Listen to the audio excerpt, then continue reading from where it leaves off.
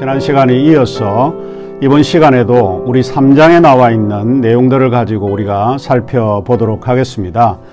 이번 강의에서 우리가 특별히 주목해 보아야 될 것은 진리 이론들입니다.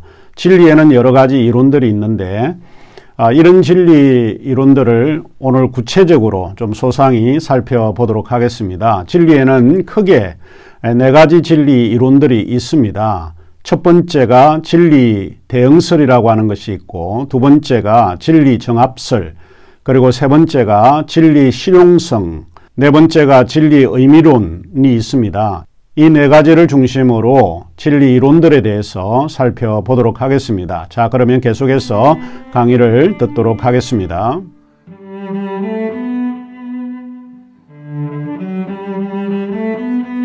자, 이번에는 진리에 관해서 우리가 한번 배워보려고 합니다.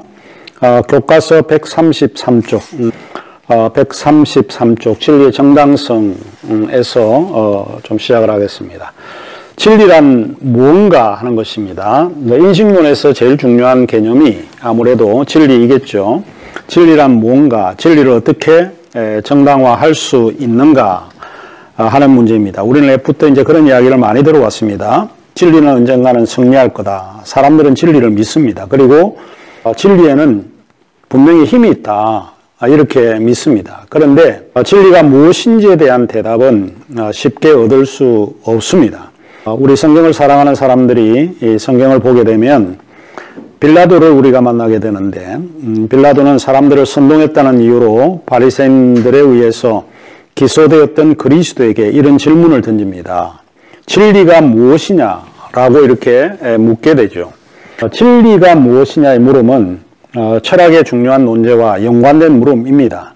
이것은 철학사를 통해 여전히 해답을 기다리는 물음일 뿐만 아니라 일상 속에서도 여전히 해답을 기다리는 물음이기도 합니다. 진리란 단어에 대해서 이제 우선 우리가 공부를 해야 할 텐데, 일단 우리가 빌라도가 한 말을 잠시 우리가 좀 생각을 해보게 됩니다. 빌라도가 세 번째 말하되, 이 사람이 예수 그리스도를 말합니다. 무슨 악한 일을 하였느냐? 나는 그에게서 죽일 죄를 찾지 못하였으나 때려서 놓으리라 하니, 그들이 큰 소리로 재촉하여 십자가에 못 박기를 구하니 그들의 소리가 이긴지라. 해골이라 하는 곳에 이르러 거기서 예수를 십자가에 못 박고 두 행악자도 그렇게 하니 하나는 우편에 하나는 좌편에 있더라. 이 예수께서 이르시되 아버지 저들을 사하여 주옵소서. 자기들이 하는 것을 알지 못함이니라. 인식하지 못했다, 이런 거죠. 중요한 그 진리의 문제를 다루면서 이야기를 하고 있는 내용입니다. 자, 그러면 진리라고 하는 게 뭐냐? 요한복음 17장 17절에 보면 그들을 진리로 거룩하게 하옵소서. 아버지의 말씀은 진리니이다. 그 다음에 요한복음 8장 32절에 잘 알려져 있는 구절이죠. 진리를 알지니 진리가 너희를 자유케 하리라. 요한복음 14장 6절에는 내가 곧 길이요 진리요 생명이다, 이렇게 되어 있습니다. 진리란 라틴어에는 베리타스라고 하는 말이고, 그리스 말에는 알레테이아에서 유래한 말입니다. 뜻은 진리라고 할 때 성실하다, 믿는다, 참이다 라는 의미로 사용되고 있습니다. 자, 또 진리는 성실하다 뿐만 아니라 신뢰하다, trust의 의미로 또 이해되는 경우도 있습니다. 우리가 잠언 3장 5절에 보면 너는 마음을 다하여 여호와를 신뢰하고 내 명철을 의지하지 말라, 이렇게 되어 있죠. NIV 성경 구절에는 Trust in the Lord with all your hearts and lean not on your own understanding. G가 빠졌네요. 이 라틴에는 피두시암이라고 하는 말입니다. 피두시암 인 도미노. 그래서 주님 안에서 신뢰하라 하는 이제 뜻으로 사용되기도 합니다. 우리는 보통 하나님이 진리이고 성령이 진리이고 예수가 진리다 이런 말을 사용을 하죠. 특별히 이제 삼위일체 중에 예수가 진리다는 말, 이 말에 갖는 의미는 무엇인가 하는 것입니까? 자, 저기 예수를 믿는다는 것이 진리인데 그것의 의미는 뭔가 하는 것입니다. 예를 들면 제가 학부의 학생들에게 시험을 쳐서 시험 점수를 보통 이렇게 잘 주지는 않습니다. 뭐 정당하게 평가를 해서 주긴 하지만 그다지 높은 점수를 잘 안 주는 편인데 학기 말에 되면 늘 학생들이 이제 제 방에 와서 자기들이 받아들인 성적표를 가지고 성적을 조금 올려달라고 이제 부탁을 합니다. 그래서 제가 이제 묻죠. 왜 이제 성적을 올려줘야 되냐, 왜 시험을 못 쳤냐, 이렇게 묻습니다. 뭐 이유가 여러 가지입니다. 다양한 이유들을 합니다.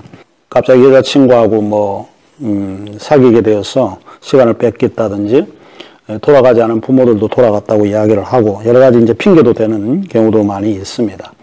또 학자금 대출을 받기 위해서 성적이 좋아야 된다, 뭐 이런 이야기인데 점수를 좀 이렇게 달라, 이런 이야기를 조금 하죠. 한번 제가 이제 그런 생각을 해보게 됩니다. 그러면서 제가 정당한 이유가 되면 점수를 올려주겠다 라고 이야기를 합니다. 가령 C 플러스 받은 학생에게 B-를 주겠다 이렇게 하면 굉장히 감사하겠죠. 그래서 나가면서 이제 문 앞에서 교수님만 믿고 갑니다, 이런 학생들이 들어 있습니다.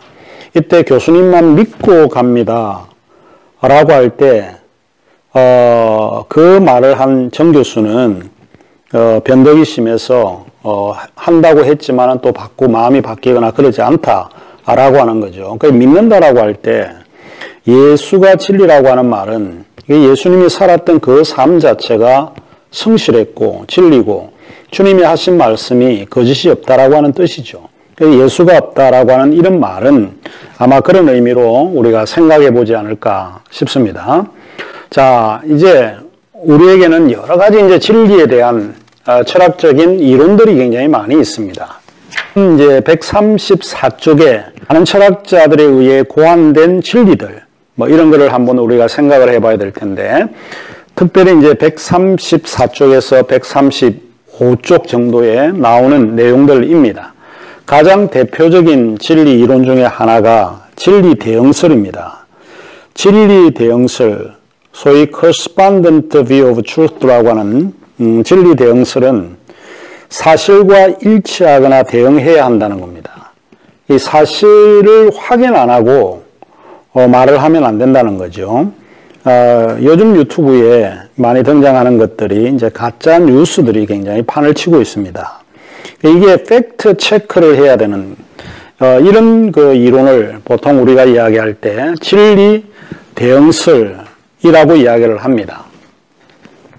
진리라고 하는 것은 그것을 그것이라고 말하는 것, 즉 그것이 아닌 것을 그것이 아닌 것이라고 말을 하는 겁니다.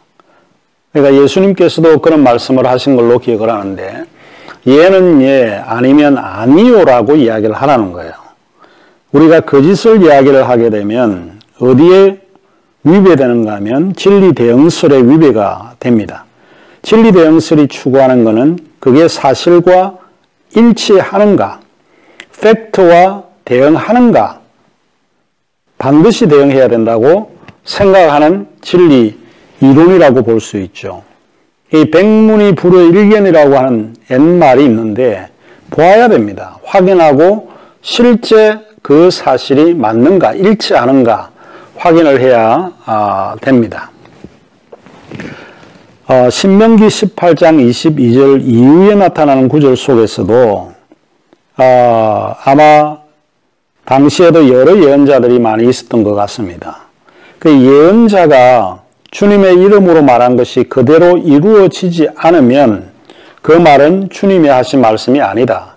주님의 말씀을 대언해서 이야기를 할 때 이게 실제 사실이 되는가 아니는가를 통해서 그 사람이 참된 예언자인가 아닌가 하는 것을 우리가 알 수 있다 하는 것이죠. 그러면 왜 진리 대응설이 오늘 우리에게 필요한 이론인가 하는 것입니다. 진리 대형설이 배격하는 것은 착각, 환각, 꿈 같은 거를 배격을 합니다. 대부분 이제 현실 세계와 동떨어진 이런 것들에 대해서 이제 반대하는 그런 경우라고 할 수 있는 거죠. 여기 진리 대형설을 주장하는 철학자들은 논리 실증주의자, 정기 비트겐슈타인, 버트란트 로셀 이런 류의 사람들이 진리 대형설을 주장했던 사람들입니다. 우리가 시간이 부족하기 때문에 논리 실증주의, 정기 비트겐슈타인, 버트란트 로셀은 앞으로 우리가 자주 만나는 사람들이고 만나는 개념들입니다. 여기에서는 다음에 제가 설명을 하도록 그렇게 하겠습니다. 자, 그 다음에 이제 두 번째 이론이 있습니다. 두 번째 이론이 진리 정합설입니다. 우리 교과서 137쪽을 보시면 나오게 되는데 진리 정합설은 coherent, coherence라고 하는 게 이제 소위 이제 일관성, 정합성을 뭐 이와 같은 개념으로 사용을 하고 있습니다. 진리 정합설은 다른 견해와 모순을 일으키지 않는다는 겁니다. A란 사람은 이런 게 주장하고 B란 사람이 이거를 주장하게 되면 서로 모순이 일어나게 되면 이거는 정합적이지 않은 거죠. 그래서 진리는 하나 두 사람이 일치를 봐야 되는 이야기입니다. 다시 말하자면 판단에 대한 진술의 참과 거짓은 지금까지의 판단 체계와 지식 체계와 부합해야 한다는 겁니다. 이게 이제 진리 정합선입니다. 조금 이제 설명을 하자라고 하면 진리라고 하는 것은 개별적이고 단편적인 게 아닙니다. 전체적인 체계를 이루는 것이다. 프란시스 브래들리가 이제 그런 주장을 했는데 진리라고 하는 것은 정합적이 된다라고 할 때 단편적인 게 아니고 전체적인 체계를 이루는 것이어야 그게 진리다라고 하는 거죠. 종종 우리가 이제 이런 이야기를 합니다. 예를 들면 너는 하나는 알고 둘은 모르는 거나 그런 거죠. 그러니까 자기가 알고 있는 게 진리라고 생각하고 믿고는 있지만 단편적인 거라고 볼 수 있는 거죠. 그런 거는 진리 이론에 맞지 않는 내용이라고 볼 수 있습니다. 과거의 경험적 지식과 다르지 않다면 그것은 진리이지만 문제는 경험적 지식이 선택적일 때는 진리의 판단이 모순을 일으키게 된다라고 보는 거죠. 진리 정합설을 주장하는 철학자들은 블랜샤드, 브래들리 이런 류의 사람들이 있습니다. 상당히 진리 정합설은 논리성을 요구하는 이론이라고 볼 수 있습니다. 자, 그 다음에 이제 우리가 보아야 될 세 번째인데 그게 139쪽에 나옵니다. 진리 실용설이라고 보는데 우리가 실용주의라고 하는 말을 많이 여러분이 들어보실 거라고 생각을 합니다. 진리 실용설은 사물의 가치와 유용성 혹은 뭐 결과에 따라서 판단하고 받아들이는 견해입니다. 진리 실용설, 프래그매티즘 이라고 보통 이야기하는데 여기 가장 대표적인 이제 사람이 윌리엄 제임스입니다. 뭐 상담 공부를 할 때도 윌리엄 제임스가 많이 등장을 하지만 원래 철학자입니다. 보통 이제 미국의 철학을 이야기를 할 때는 두 가지 철학을 이야기하는데 하나는 과정 철학이라고 하는 게 있고 또 하나는 실용 철학이라고 있습니다. 그래서 이 윌리엄 제임스, 존 두이 뭐 이런 류의 사람들이 미국의 실용 철학을 만들어 냈죠. 그러면 진리라고 하는 것은 뭔가 한 겁니다. 진리는 만족스러워야 되고 효과가 있어야 되고 편리해야 된다는 거예요. 실용이라고 하는 기준에 맞지 않으면 그거는 진리가 아니다, 참이 아니다 이렇게 주장을 합니다. 그 윌리엄 제임스가 한 말 가운데 유명한 말이 있는데 신은 실제로 영향을 미치기 때문에 실제한다는 거야. 이 신이 존재하냐 존재하지 않느냐라고 하는 거를 아무리 논리적으로 검증하려고 하고 이렇게 논증해봐야 탁상공론에 불과하다는 겁니다. 그래서 신을 아는 게 아니라 신이 실제로 내가 신을 믿어서 그 신이 내 삶에 영향을 주고 내 삶을 바꾸어 놓고 내게 행복을 준다라고 하면 그거는 신이 실제한다는 겁니다. 신은 실제로 내게 영향을 미치기 때문에 실제 하는 거지 논리나 이런 거에 의해서 합리적인 그 형식을 따라서 신을 이해할 수는 없다 이렇게 보는 겁니다. 또 진리 실용설이라고 하는 게 결과도 굉장히 중요합니다. 결국은 우리가 이게 진리냐 아니냐 모르죠. 그 결과를 보면 저 사람이 참이었구나 참이 아니었구나 하는 것을 알 수 있다는 거죠. 성경의 마태복음 7장 16절에 적절한 성경 구절로 비유가 되는지는 모르겠지만 그의 열매로 그들을 알지니 가시나무에서 포도를 또는 엉겅퀴에서 무화과나무를 따겠느냐. 결국은 그 결과를 보면 그 사람이 어떤 사람이었다라고 하는 것을 알 수 있습니다. 진리 실용성은 영국의 경험론과 대륙의 합리론을 배격합니다. 그리고 그들이 주장하는 것은 소위 이제 현금, 가치, 캐시 밸류를 믿습니다. 돈은 힘이 있습니다. 돈은 가치가 있습니다. 제가 10,000원짜리 지폐를 가지고 아무리 더럽고 시궁창에 빠져있는 돈을 가지고 여러분에게 준다고 해도 거절할 사람이 없습니다. 왜냐하면 돈은 가치가 있거든요. 그 현금은 밸류하다는 거예요. 가치가 현금 캐시 밸류라고 하는 게 분명히 있다. 이게 진리 실용성입니다. 진리 실용성을 주장하는 철학자들은 존 누이, 윌리엄 제임스, 찰스 버스는 과학 철학자인데 이런 세 부류의 사람들이 소위 미국의 철학을 만들어냈고 진리 실용성을 주장했던 류의 사람들입니다. 그 다음에 최근에 이제 논의는 잘 하지는 않지만 하나 더 진리 이론을 좀 주장을 하자면 진리 의미론이라고 하는 게 있습니다. 이제 이 용어를 잘 사용을 하지는 않는데 의미론이라고 할 때 deflection이라고 하는 건데 semantic view of truth라고 하는 겁니다. 이건 의미의 분석에 따라 진리를 인식하는 견해입니다. 그래서 의미론이라고 봅니다. 우리 교과서에 143쪽 밑에서 세 번째 줄에 진리의 의미론을 주장했던 사람들과 그들의 주장을 제가 언급을 합니다. 그런데 보통 진리 이론에서 최근에 진리 의미론에 대해서는 많이 언급을 하지 않고 있다라고 볼 수 있습니다. 자, 그러면 진리 의미론은 한마디로 이야기를 하자면 문장 이론이라고 볼 수 있습니다. 문장을 어떻게 쓰고 문장을 분석하는 데 관심을 갖는 거죠. 문장과 그것의 행동과의 관계를 분석하는 것. 이게 이제 진리 의미론이 추구하는 것입니다.